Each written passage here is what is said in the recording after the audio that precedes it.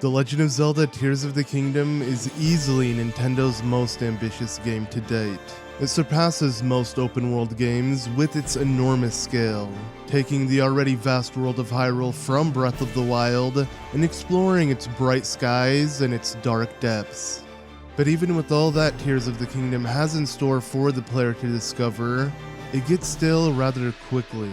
It doesn't matter that Tears of the Kingdom has far more to explore than its prequel, with a map that's 3 times the size of Breath of the Wild, introducing additional areas like the sky and the depths, plus adding caves and wells on the surface to further amplify the main overworld. While all of these extra areas give the player more to do and discover, none of these new additions feel that well developed. The sky was extremely underwhelming. It's baffling to me how Nintendo mainly promoted the sky for Tears of the Kingdom's marketing, giving the impression we would have so much to do up there. Yet it ended being the most underwhelming addition to the entire game. The Great Sky Island was probably the only positive aspect the sky had to offer throughout the game, and that was just the game's tutorial section. It took no more than a few hours to explore and complete the entire thing. Unless you sucked. But outside that, the sky offered nothing remotely as exciting. All you had was smaller sky islands that held shrines, which were consistently repeated throughout the map.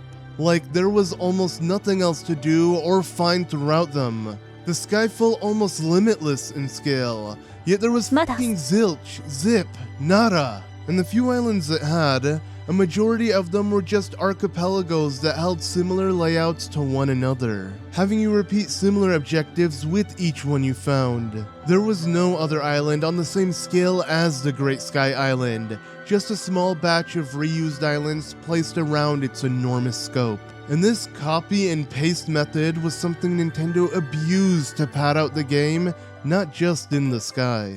For example, the game's depths. While in comparison it is far more developed than the game's sky, it still felt incredibly underutilized for what it could have been. And it's a real shame, because the depths was probably the biggest surprise the game had to offer. It's funny to me how Nintendo didn't mention the depths in the game's marketing when it amounts to 1/3 of the game's total size, having way more to do than the game's sky, which was one of the game's original selling points.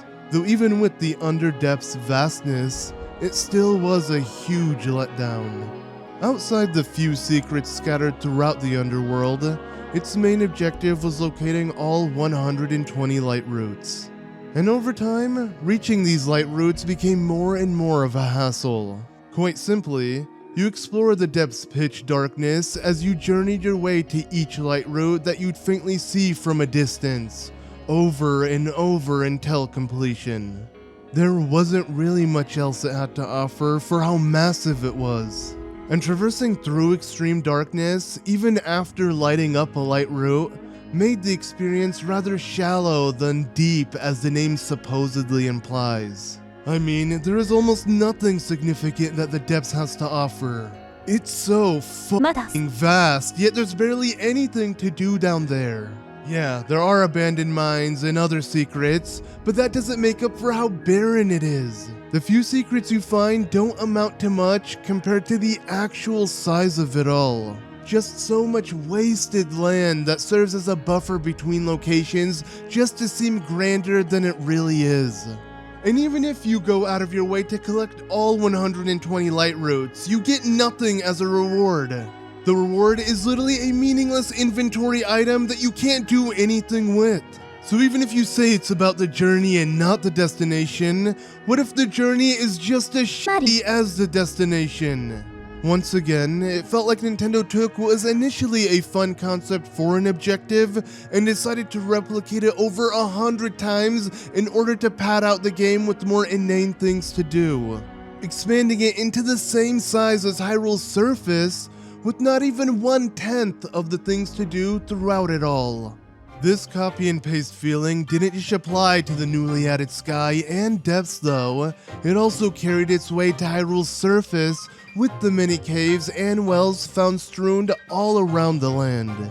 There is an abundance of subterraneous land found on Hyrule's surface that holds the same objectives throughout them. Whether it's a hidden shrine or a bubble frog, there isn't much variety in exploring each and every cave, making that recycled feel prevalent in them as well. And speaking of shrines, they also share a similar vibe of consistently reusing assets. Having 152 shrines in total, a good amount of them don't feel as rewarding to find and usually hold no real challenge for the player. It's actually insane how many blessing shrines there are within the game.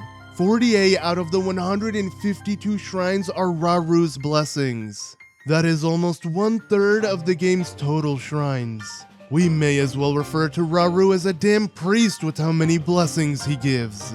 And while some of the shrines make sense for them to be blessing ones, having you endure a challenge first before gaining access to the shrine, a lot of them are blessing shrines for almost no reason.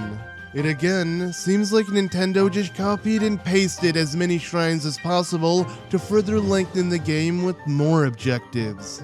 This can also apply to Nintendo's reuse of Korok seeds.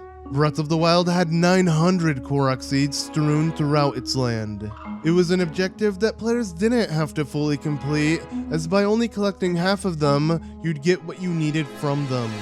And if you went out of your way to collect them all, your reward was just a worthless golden piece of shit. This decision was highly criticized by fans, as it seemed like a huge insult to the player. So, what does Nintendo do to remedy that in Tears of the Kingdom? Nothing. Hell, they added 100 more and called it a day. Having 1,000 Korok seeds spread throughout Hyrule, with once again a golden piece of shit being the reward for those who collected them all. Like, really? They couldn't have at least changed the reward to something else? Even if it would have still been useless, why does it have to be actual shit? It seriously feels like the game developers are shitting on the players who take their time to collect them all.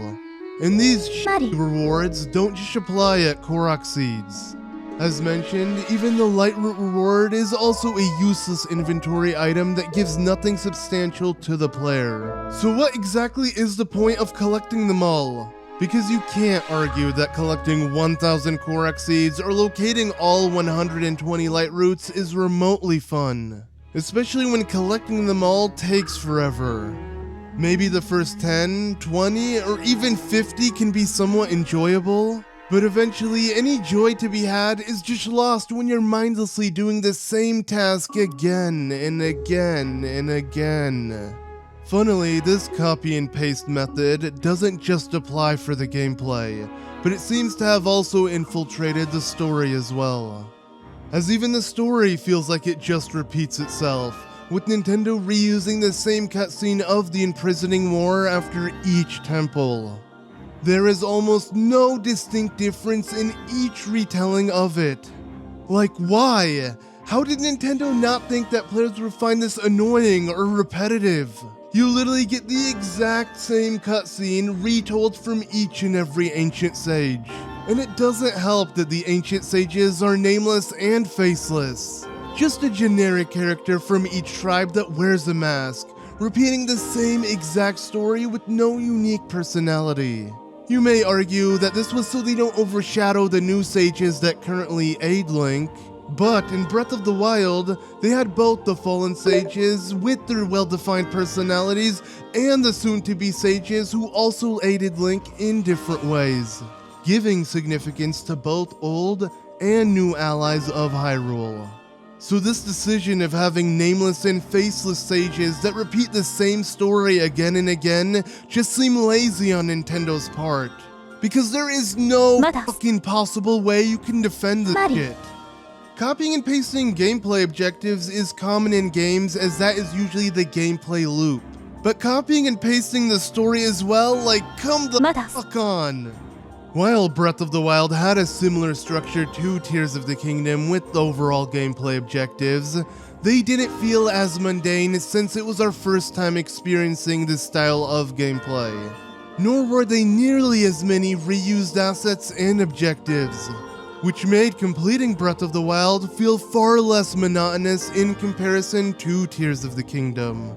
Tears of the Kingdom just took everything Breath of the Wild did and dumped an endless amount of additional things to do on top of it with a complete lack of diversification. It honestly made returning to a game already so similar to its prequel feel worn out and tiresome. We live in a day and age where gamers are less likely to actually complete each and every game they play. With an endless variety of games to choose from, it's hard to commit to just one thing. A new game's shelf life is often short-lived, since there's always something newer to replace it. Attention spans plummet when we have access to never-ending libraries of entertainment. So it perplexes me that Nintendo thought that the best way to make a game like Tears of the Kingdom so great was just to overload it with the same replicated content. Especially when that new material is just mindless and grueling, just for the sake of being additional content. The game would have benefited greatly with less useless reiterated chores, and instead added new subject matter that was far more meaningful and impactful to the player, which yes, would have made the journey shorter, but far more special. This just proves that although Tears of the Kingdom has so much more to offer than its prequel, that really isn't a good thing, because sometimes less is more. Having an overabundance of content that just replicates each other doesn't make the game any more fun. It takes away from the overall experience, feeling more like a tedious drag as you are forced to relive similar gameplay moments repeatedly just for the sake of additional content. I would have rather had half the amount of content, but with a new variety of different objectives, rather than a ton of the same repeated ones. Any decent idea the game had was reprised over and over again. This seemed like Nintendo's way to make the game as big as possible, yet in the most repetitive way imaginable.